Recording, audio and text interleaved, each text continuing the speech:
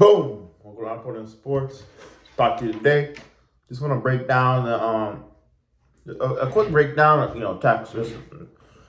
Mainly just go some other teams, but I didn't want to talk about the embarrassment that happened in Fayetteville this weekend with Texas. That was flat out embarrassing.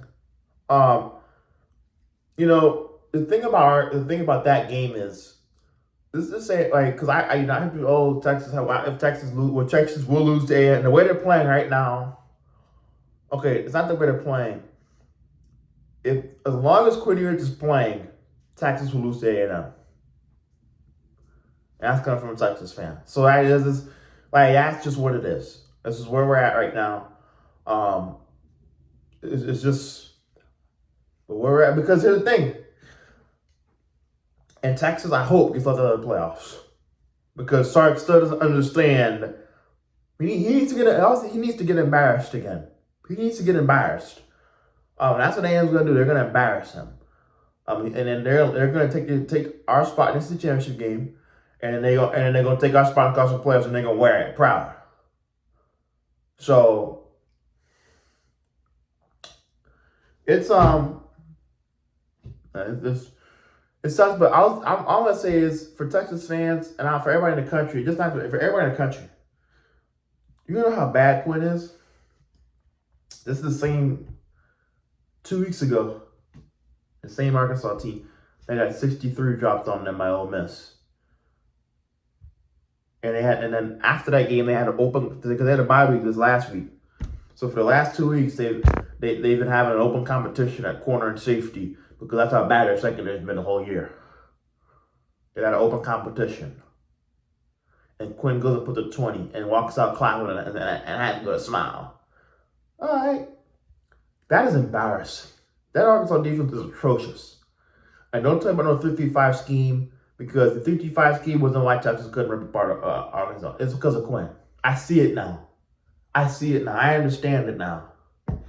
It was never the 3-3-5. It was always Quinn. It was always Quinn. And I just think I need to understand that it was always Quinn. Quinn is always holding his offense back. And next year, y'all are going to see that when Quinn is not here, it's not going to be held back. But I'm not going to get to that. What I'm trying to get at is I understand it now. It's Quinn. It's just what it is. So, there's no excuse for not putting up more points for not running a better offense. And you think that's going to cut it in Aggie land? Or they're going to whoop ass. I'm going to tell you that right now. I'm flat, and they ain't going to whoop ass. That's what's going to happen. And I'm glad everybody's seeing that. Quinn is running around. He's tripping on offensive lineman's feet, looking pathetic. He just looks horrible. If the guy's not wide open, Quinn ain't hitting him. And then him and Sark fighting because you see Sark trying to take shots on the field, and instead of throwing an accurate, Quinn just throws it. It's like, I don't give a piss, Sark. I ain't running that play. I told you, quit calling that. And they fighting us. If you watch closely during the game, Sark was like, he's actually getting upset because stuff is not going, or the offense not being run the way he wants it to be run. It's just so embarrassing. Quinn is no good. And Texas, I said, if they lose to A&M, because Texas already has a horrible strength of schedule.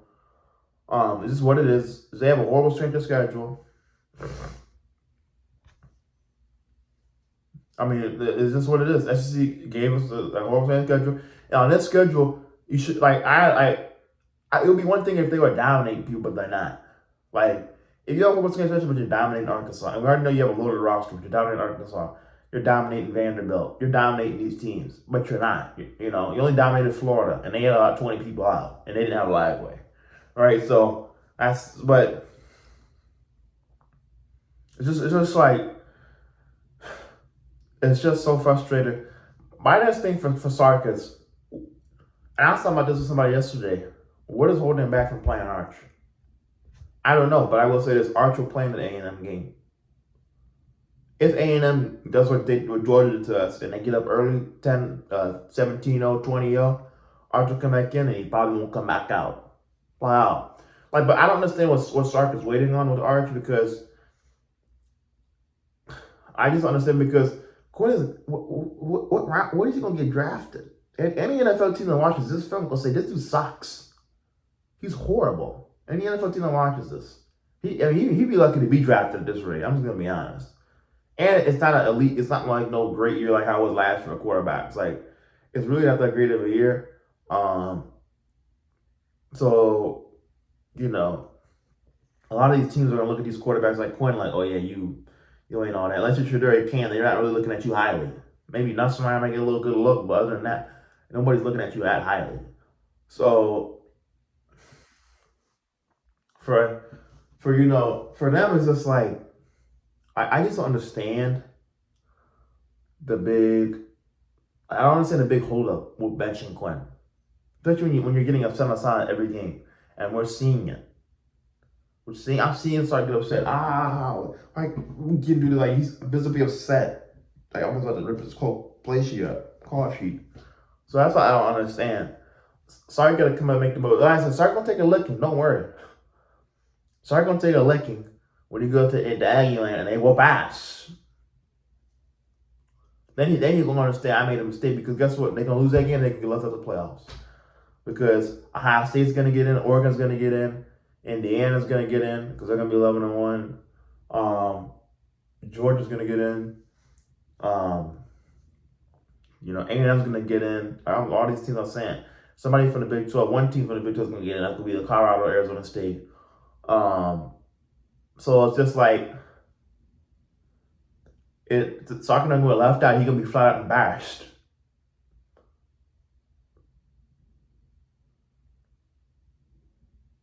They were left out of the playoffs. I saw Jade Barron say, "Oh, I gave Quinn Ewers a hug in a huddle or something like that." All right, let me tell you something, Jade. Jade, you're the best DB in the country. Let me tell you something. Oh, you're gonna be hugging, all right. But it ain't gonna be because you made the qualified playoffs. It'll be because your career's over. Oh, you're gonna be hugging, but it's gonna be a hug goodbye. Trust me, that's gonna be it's gonna be a hug goodbye. Oh, we didn't make it. But it's real cool now that they beat Arkansas, but they're not playing. That team is horrible. They're not good. And secondary, like I said, this team had an open competition in their secondary and the last 2 weeks before they played us during their bye week. And you scored 20 versus them?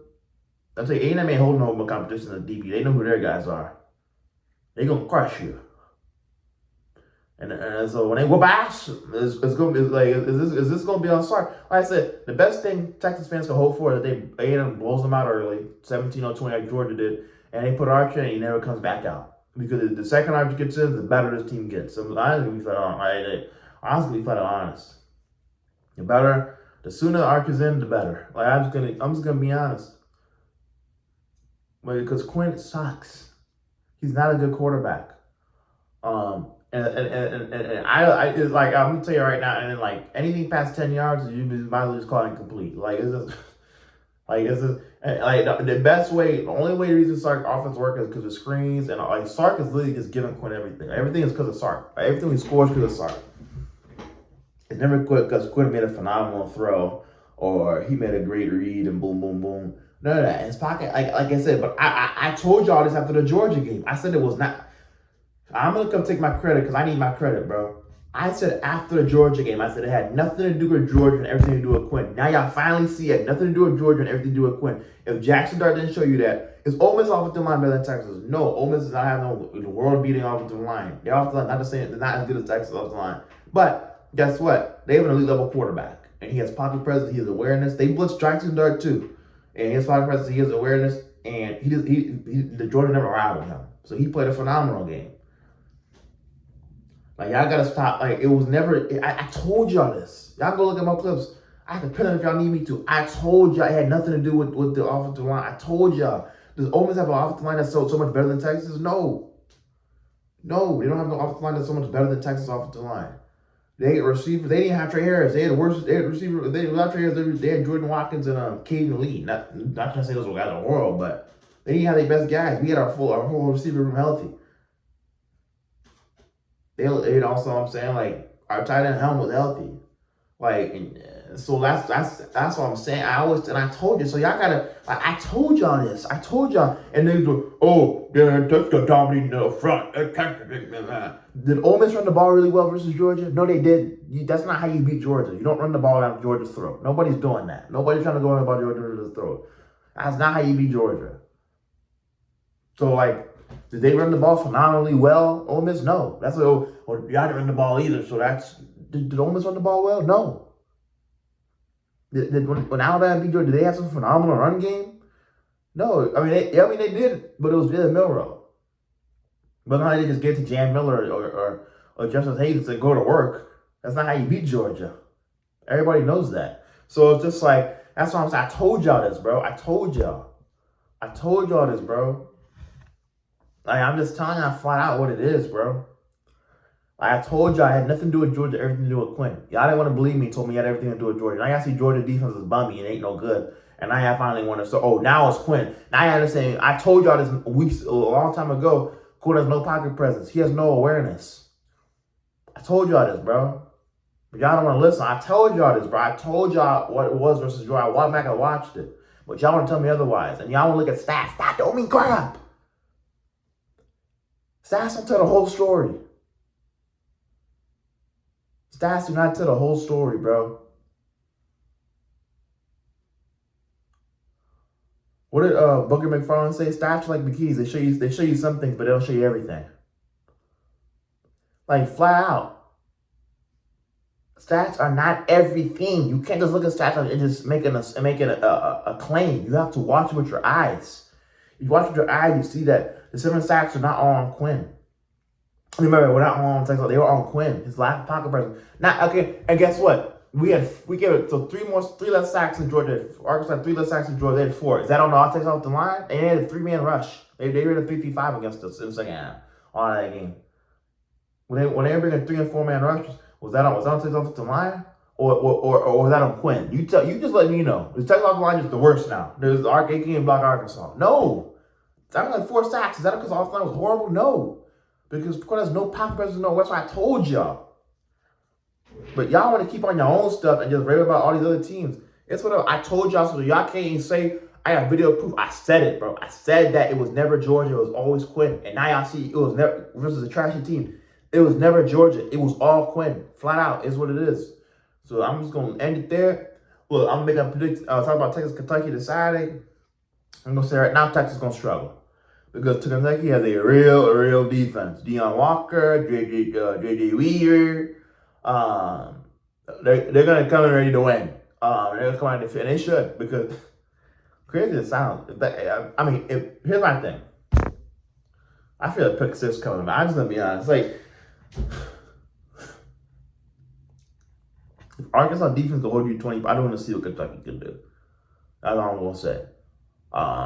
If Arkansas defense can hold you 20 points, I really don't want to see what Kentucky. They have a top 25 defense in the country, and like A&M, they don't have no open competition at DB. They know who their guys are, and now having open competitions anywhere.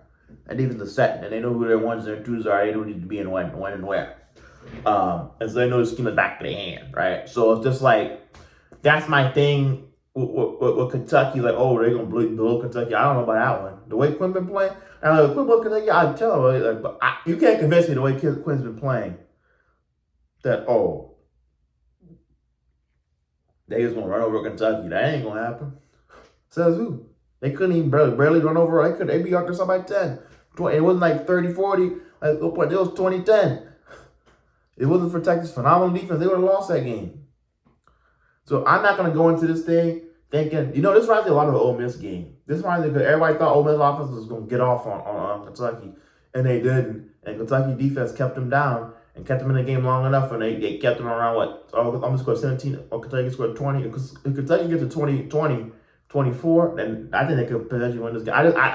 You just can't convince me with the way, like, other than Florida, but Florida was beat up, and they didn't have a Lagway. So, I don't think you understand like how much not having a starting quarterback means, especially a guy like Lagway. He's the team. I mean, like, he's legit team. Could change EC. I mean, they didn't just get better after like adding Lagway meant a lot for them. and they got Montreal Johnson back, and they got more healthier, so that kind of stuff. But other than Florida, the game with Vanderbilt, they didn't look good, and the game for Vanderbilt was Georgia. So I just don't. Like I said, you can go and write about the Florida law. When again, that wasn't that impressive when you look back at the injuries and all. And if you look at what Quinn was throwing and how they scored, you'll see a lot of it was just like look at it. I know 2 touchdowns already in my head though, are really just screens, or he handed it off to Isaiah Bond or pitched it to him, and Isaiah Bond scored, or he threw a screen to Trey Wise. That's 14 points off of the screens. Like, you know what I'm saying? So it's like, and then Jared Gibbs, like, the backups had a touchdown. Like, that's 21 points that had nothing to do with Quinn. Like, so, you know what I'm saying? But, like I said, this reminds me a lot of Ole Michigan. I think Kentucky can come in and beat Texas. And that would be flat out embarrassing. I'm telling you right now, Quinn and them got issues, dude. And I'm just not convinced that unless Kentucky has to kind of cover his bus or something like that, like they're gonna be able to score 30. Like I'm not convinced they're gonna be able to go running off. Like I don't see how. You just can't convince me after that horrible Arkansas defense they just played. They had an open competition at DB that Kentucky with Maxwell Harrison, JJ Weaver, Deion Walker, and all these dudes, Jamon Dumas Johnson, that was at Georgia last year, and they're just gonna come run Kentucky off the field. Oh heck no. As the Texans in for a long one, I can see this being an upset. I'm just gonna be honest. Because I don't see Texas offense doing anything like I don't see them just running Kentucky unless Kentucky just came in with a horrible game plan, something like that. And Brad Davis is a good mind. I really like him as a defensive man. I like him as a defensive mind. And I think they're gonna come in knowing, especially if I was Kentucky and I watched him versus that horrible Arkansas defense, I'd come in knowing we could shut these dudes down. So that's how I would feel personally. This reminds me a lot of the Ole Miss game. I could definitely see Kentucky win this game and then Texas losing in embarrassing fashion. Simple as that. So we'll see what happens, but I can even see like a 21-14, something like that. We'll see. But like I said, I want to see because this is a real defense. These Texas defenses Quinn playing is real defenses. I think it should be. Now if it was Arch, I would not be. I really would be feeling. I wouldn't even be talking about this game. I'd be like, yeah, it's gonna be a blowout. But it's Quinn. So we'll see what happens. But I don't think this. I think it's gonna be another game where our offense is just not gonna look good. So we'll see. But just be ready. I'll tell you, Quinn is not good, man. And look, like I said, like I always say in sports and in life too, the games will be played. So we're gonna find out. If I'm wrong, it'll show up on the field. If I'm right, it'll show up on the field. Just like it showed up versus Arkansas, I was right. So that's all I'm gonna say. I'm gonna catch y'all next one. You see, I'm giving a good advice. I'm giving you y'all can sound smart with your friends because y'all could have been talking about this Quinn thing for weeks ago if y'all listened to me already. Y'all gotta come check me out. That's all I'm saying. Other than that, I'm gonna see y'all next one. We out. Boom.